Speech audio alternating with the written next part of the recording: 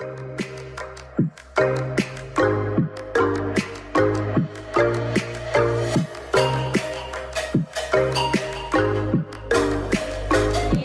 name is Jenee, also known as Jenee, and I'll be your host and moderator for this event. We just, like I said, want to thank you on behalf of Glow Vision for coming out, the panelists for volunteering their time. They have a wealth of knowledge that they'll be sharing here today. We respect you all's time, so we're going to go ahead and get started, okay? Now, this is our marketing strategy panel. This is the business of music industry panel. So every panel discussion we'll have, of course, will have something to do with the business of music. So we'll start off with marketing, which is usually a forefront when dealing with music. I have some general questions, and you guys should go through and kind of, answer from your experience. But we're going to first start off by just introducing yourself to the crowd and how you're connected to the business, music business. Hey everyone, my name is James Landry. I am the co-founder of DeNovo agency and I'm an entertainment attorney. So, do all the fun stuff that you guys don't want to read contracts and all that. But you need a team though. Yeah, how y'all doing? I'm Joel Davis, aka the Jenee exec. I help rap artists kind of create success for my community. Hey guys, my name is Elliot Tousley. I partnered with James for DeNovo agency, and I focus on data-driven music marketing and forming target audiences for up-and-coming musicians. How y'all doing today? My name is Isaac Cam, CEO and founder of IMPmedia.com, event marketing, brand strategy company. Help with anything, any type of brand that needs marketing strategies. I pretty much can handle. Now, you already spoke a little bit about data-driven, in the music industry. How do you all feel about artists attempting to manipulate or skew their numbers when trying to get on certain charts, i.e. most recently Justin Bieber and Selena Gomez?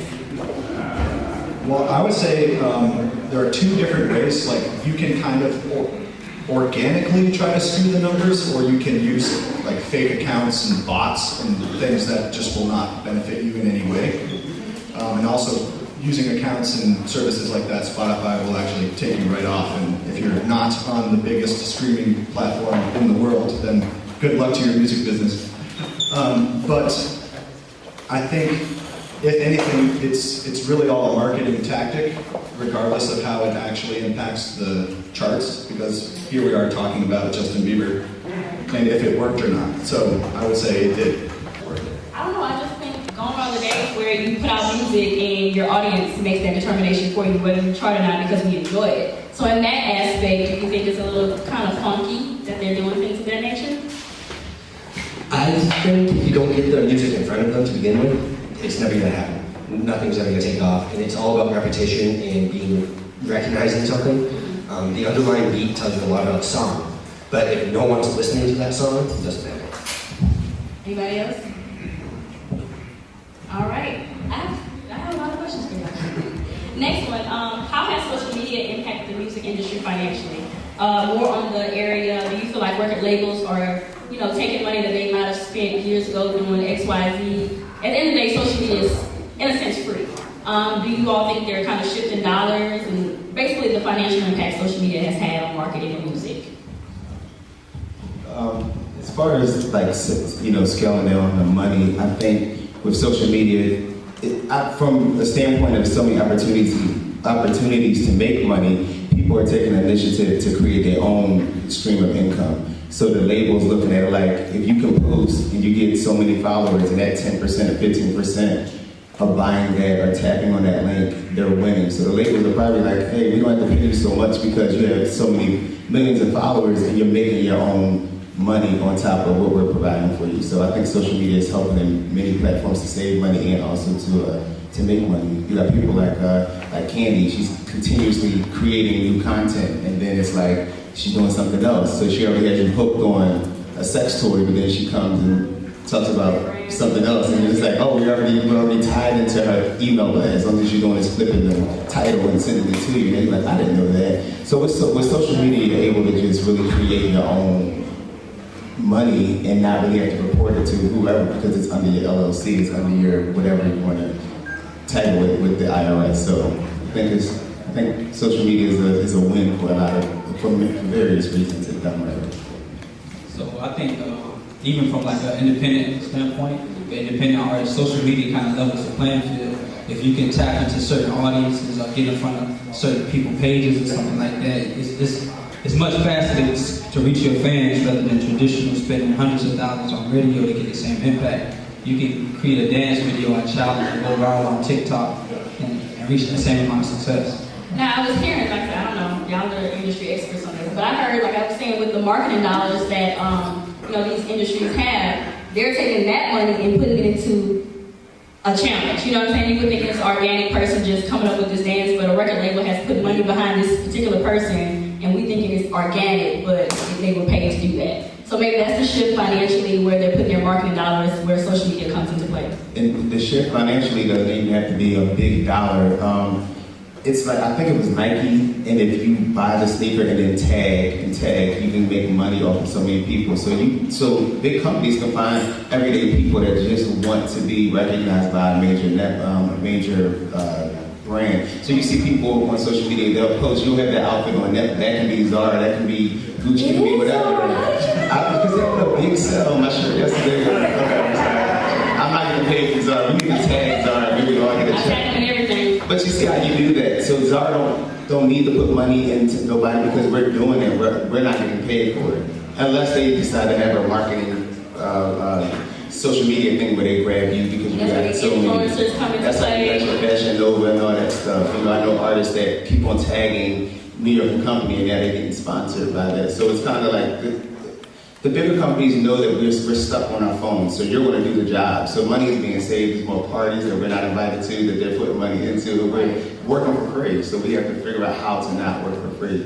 And that's when it comes down to marketing. And you say, hey, I do this, that, and the other. I'm in front of so many people, you should pay me. And then your check is bigger than mine, and I just posted one Zara shirt, and you get the whole check for not even doing 2 posts a week. So I think if we think smarter on the marketing platform and present ourselves as a brand, then that's how we get the check and we have that table conversation with the corporation. Right. And you just tapped into something, because I am an influencer / blogger, so I do it all the time. And a lot of people think it's just pretty pictures, she gets dressed up, but I'm like, my little picture that I took, I paid to buy this, I paid the photographer. Like you said, I'm in front of X amount of people, and they're in turn going to Zara, and that costs Zara nothing at the end of the day. So when Zara cuts me a check, or these influencers a check, it's just like, it's a smaller check than what they have to do traditional marketing, but it's just like, I still am a sort of value. But it's a bigger check for you than the right. business like it. And that's what I'm saying, it's a lesser check than that they have to cut to do a whole commercial. Like I said, at the end of the day, social media is practically free. But with that being said, I see a lot of kind of blurring the line of influencer music artists. They're not just a music artist, like you said, you're tagging. So how do y'all feel, I guess, that direction that music artists are going into, not just being that music brand, but representing other brands? I'll take a stab at that one. I think the more avenues that a music business can have for revenue, the better, right? Because it is a business at the end of the day. And like what you think of maybe what a music business was in 1996, where it's like, okay, make an album, go to MTV, go to the radio, play a tour, repeat. Like now it's a lot more going on. Sell merch, right? Make appearances. Depending on the artist, one artist's particular biggest avenue of revenue they might have might be their YouTube content, and they're getting paid off of the royalties for their views and the ads on their channel. Like they're going to have a way different marketing strategy than someone who's they might have a lot of brand influences on Instagram, or they started an alcohol business, or they partnered with some, how many different rappers have their own strain of weed now. And it's like they kind of just pay somebody else, or actually usually the companies go to them saying, hey, I have this product, do you want 20% of the company to be Lil Wayne's weed? And he goes, yeah. But I think the more areas that you have to make potential revenue off of your brand that happens to be built on music, it's still you're still the brand, and if you use the vehicle to grow your brand is music, it's still you. Right. Like, you get paid to show up at the club, like not your song. Right. So like, the more the better. I have one last question for you all, and then did you want to add to that? Just adding to like the partnership, like you have any event, major event you go to, Lyft is sponsoring or Uber is sponsoring it. I don't know, anybody know what Toro.com is? Anybody that's out of town and spending a whole lot of money on, I'm not gonna pay for this either, but like Avis and all that stuff, go on Toro. It's like an Airbnb for cars, right? But if you scroll, you can spend $250 and get a Lamborghini a day. So you have this artist now that's promoting that. As we sit here in LA for Grammys, they're promoting that. But you want to live like a rock star, you want to pay $250 and ride around in a Porsche and return it. But won't nobody know because you're going to flick it up, you're going to be on Instagram, you're going to play their music because it may come with their music inside the car already programmed. So it's so many ways that the artists don't even need that service, but they need that check. Or they want that check. So I think it's just so many ways that people can, even on our levels of not being millionaires, you can find those ways, and it's all about your marketing strategy, your mission statement. You know, my slogan is the brand is you. If I'm not sure of who I am, I can't make you believe that I'm somebody. Now, and maybe y'all can speak from the opposite side versus the artist reaching out to a brand doing the opposite. Just because I'm in tune with certain things, I notice in movies or music videos how things are placed. So if you look in Lil Baby's bop video, there's a monster, big as that. What do y'all think about that as far as artists? I guess, the same way, but it's not the artists reaching out, but brands are, aware enough, like, X amount of people are going to watch this video. Let me play some Mazda, and now we wasn't interested in buying Mazda, now we are. How can, I guess artists take advantage of being able to work with Mazda, and not really have to, it's not like even a Mazda commercial, but I'm like, why is there a Mazda in the baby video? I'd say one of the best ways is to avoid doing it for free. Don't tag them. You can have it, but if you don't tag them, then they're not getting that confirmation that it's there. And if they pay you, they're going to ask you to tag them. But unless they're paying you, either blur it out or don't tag them. No way to sit there. And just to add to the pros and cons of tagging, if I tag Nike, so Dolly Parton, everybody's doing it. So I couldn't sing a Dolly Parton song about what, I probably could if I thought about it, but because it's trending, I'm doing Dolly Parton challenge. But more people that are searching that, they want to find my page. I'm gonna wind up in the Explorer page. So sometimes if you don't care about a brand or somebody getting money off of that, because Dolly Parton is never, everything is going up. Everybody black is singing a Whitney Houston song that Dolly Parton wrote. So Whitney not getting that $. So at the end of the day, we're tagging and we're running to find somebody and sing those songs, and so many checks are being split. But that's a trending thing. So sometimes it works, sometimes it don't. As long as it's not an abused thing by that company, but you go in knowing that you're not making no money. I feel like, so it's like 6 in one hand, half a dozen in the other. Gotcha. So use the person. So I'm still gonna ask, I got a little time to ask my last question, and we're gonna open up for 1 or 2 questions from the audience if y'all have any. I follow you all on social media. I want to leave the audience with some tangible things that they can work on as far as marketing. And so like I said, I know y'all share all day, I see y'all's posts. So what are some things that you can share with some of the artists in the room to kind of get them on their feet when it comes to marketing? Yeah, we got time for everybody. I would say the target audience thing is very, very important because there are over 40,000 songs uploaded onto Spotify every day. So it's very hard to get that algorithm it can be very tricky to catch the algorithm's attention when it needs to analyze 40,000 songs every day. So if you have a target audience or some way to kind of create an organic buzz to kind of find a sweet spot of an audience, the algorithm will also start picking up on that information as much as you do. How old folks are, where they're located, what other artists are they listening to. That's usually the most important one. And if the algorithm starts to understand that similar audiences to yours also like artist 1, 2, and 3, well, they're going to start pairing them together. But you need to create that data for the algorithm to kind of go, what is this? In order to catch its attention at all. And one thing I would say is making good quality music takes a lot of time, usually. It takes good money to go to a good studio, get a good engineer, get it distributed, make an album cover. You're putting hundreds of dollars in before the song's even up. And music is still new to everyone who hasn't heard it yet. So a lot of artists come to us and they think that the answer is every Friday I gotta put out a new song, I need new content. It's like, well, you can rebrand the song or like repackage it in a different piece of content or target it to different people with the same song rather than putting out 100 songs one every Friday for 2 years. Maybe put out 10 and target 10 different groups of people with that one song rather than, oh, I need a new song just because I need new content. So be leery of that.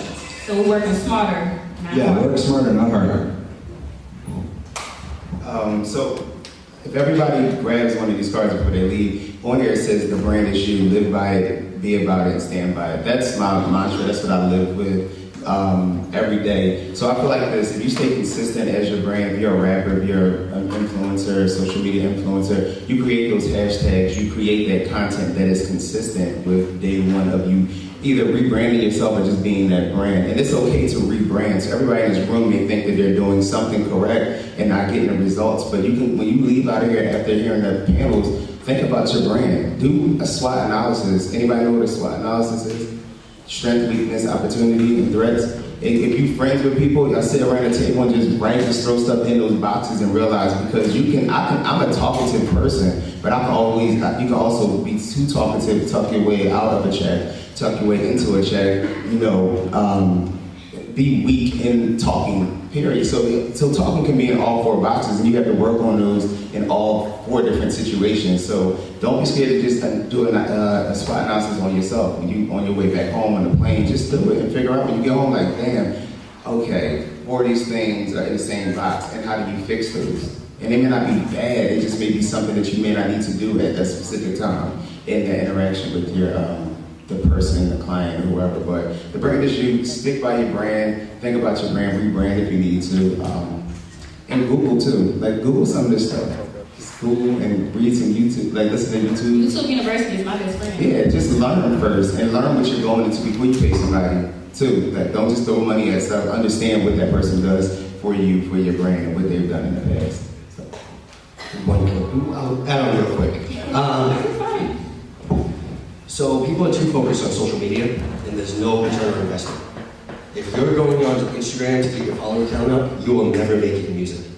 No one cares about your Instagram followers. If you have 20,000 people following your Instagram and 10 people listening to your music monthly, it means nothing. It means you post cool pictures maybe, or funny videos. Your marketing should be focused on where people are listening. And people are listening on Spotify, Apple Music, Tidal, really. But you need to there's advertisements. You can get an ad on Spotify. If you don't know your target audience, you can't do it yourself, but you could go get an ad on your own. You can go through a company like us and do playlist placements and find out who's listening to your music and find fans. Because you'd rather get 10 saves on a song than 10 followers. Drop some mic. Just kidding. Now, anybody in the audience have a question? We're gonna go over here first. Okay.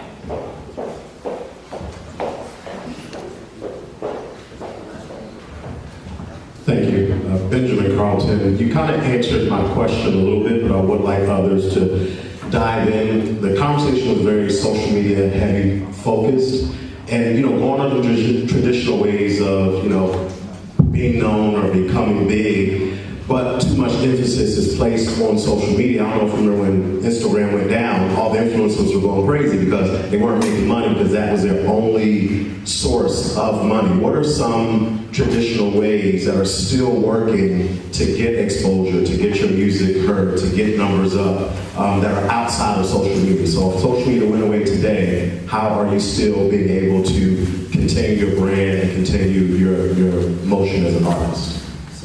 I'm still a big fan of email blasts. Anybody send out email blasts?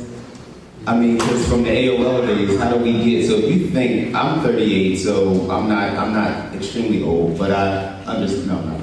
But I understand paper flyers like this flyer right here. When I was a promoter in Philadelphia, we didn't have this. I literally took a regular piece of paper and got it cut in fours, and this became. It was off a Word document. So basically. That's still a good way to touch your audience.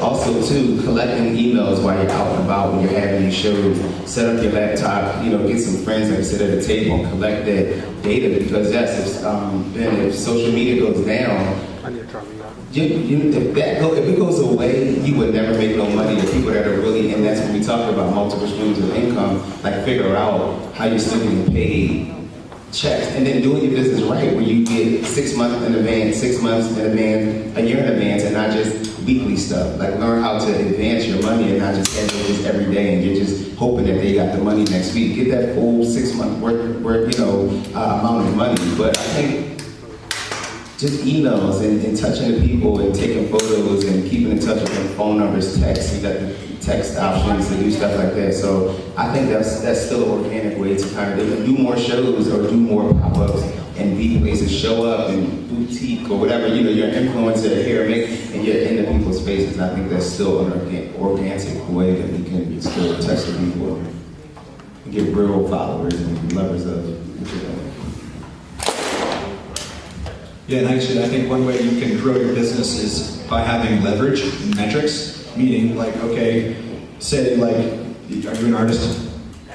Actor? Okay, so if an artist were looking for ways to make more revenue and grow their business, right? So if I happen to have, if my data shows that I have 5,000 listeners in Los Angeles, like, it might be very appealing to someone who's getting started rapping or making music in Los Angeles, who's looking for an audience in their town. To them, if I can show that, hey, I have an audience that would have a value to you based on these metrics and this data here, like, give me $500 and I'll do a song with you. Like, it might only be $500, but if you can cover your studio time with it, and like they're gonna promote it, tell all their friends and their fan base about how they're working with someone who's ahead of them in their city, that's a good way to get a little bit of cash, make content that pays for itself, and now you get free promo.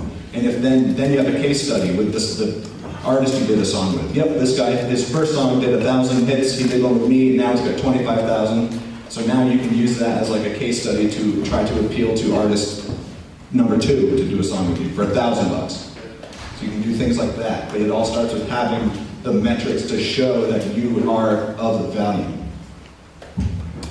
Anybody else? We're good? All right, so we don't want the knowledge and the wealth that you all have to end here. If you all can just share with the audience how they can reach out to you, once this event ends, we'll wrap it up. No more questions? Okay. Oh, we have Tom Van. How you doing? I'm Brad Smith, Decepticon producer DJ. So I got a great question. So I've been touring, doing like small shows, so anywhere between like 10 to 15 cities, fan base around 10K to 20 with streams on Spotify. So the number one question as a producer, as artists and DJ friends we got, is easy for us to market on Spotify with a certain amount of dollars. You're like, all right, here goes 1,000, here goes 5,000 in the market, and you can kind of penetrate that small fan base. The biggest question we got now is Apple Music and what's next and how do we, because a lot of us have no idea how to penetrate Apple Music. That's me. So Apple Music that's a great question because it's a great opportunity for growth, right? And Apple Music is pretty much playing catch up to Spotify because Spotify kind of took and ran what they were doing and they ran with it so much that Apple was like, oh crap, like maybe we do need to do it this way. And like that's why iTunes isn't a thing anymore, it's Apple Music. And Apple Music just recently released their like Apple Music for Artists app where you can even look at the data that's being generated. So like Spotify for Artists, I think that came out like 5 years ago. So that's how far behind Apple Music is in terms of like being the artist and gathering data and how do I penetrate markets here. Spotify is definitely easier because their independent playlist, like curator market is a lot more saturated and there are a lot more people who found a playlist 2 years ago that are just still in it. And Apple Music, the curated playlists aren't as popular yet. A lot of the folks are still listening to the playlists that are generated by Apple Music, which you can't like pay me to put you on. because it's made by Apple, right? So eventually there's going to be those, or we hope that there's going to be these markets of the curators who have their own audience that you can tap into. Just like I compare playlisting to like a newspaper ad in the 90s. Like even if you had the best new restaurant in town, if no one knows you're there, good luck. And like you got the newspaper had an audience of people in your city that read it every day, and you had to pay to be placed in front of them. And then like you hope that your message resonates with whoever's reading the paper that day or week or whatever. And Apple Music will soon catch up, but right now it's tough. So I don't have a direct answer for you, but you can prepare to grow into it. That's what I would say. You're already ahead of the game by thinking about how do I do this? How do I get here? Yeah, I talk too much. Is this all the time between y'all? Every day. So I just looked at some numbers for Apple Music real quick. 41% of Apple Music's listeners are in the US right now. And they attribute 31% of that to just owning an iPhone. So if your market's in the US, you shouldn't think about Apple Music right now. They're just not there. Spotify took off and ran with it. Really, if you want to go on Apple Music, it's because you know, okay, I have an audience in Brazil. I should know Apple Music. Really, you should know Instagram, but pretend. Then look at how can I get onto Apple Music. But if that's not your audience, I wouldn't be worried about it yet. Like he said, it takes time.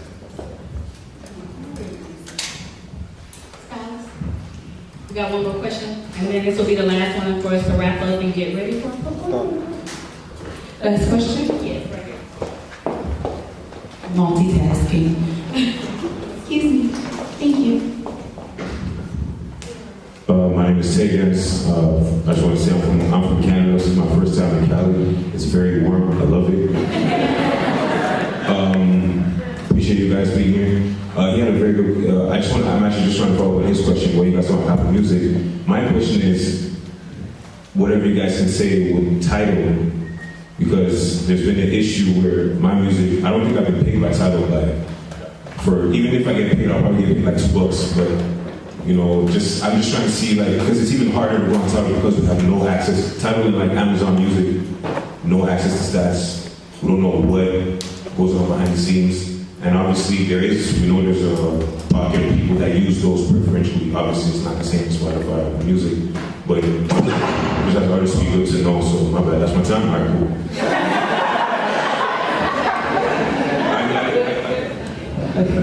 So, we used to promote on Tidal. About 6 months ago, we were told they had cash flow issue. So we stopped completely. Because we didn't trust it, our clients getting paid. Tidal accounts for less than 1% of the market in the world. So I'd say, who cares about it? Why waste your time trying to get there? It's not worth the investment. Yeah, one thing I can add to that is if artists like Jay-Z and Beyonce can't have successful rollouts exclusively on Tidal, then good luck. All right, once again, drops mic. That was great, guys. Give everybody up here a round of applause.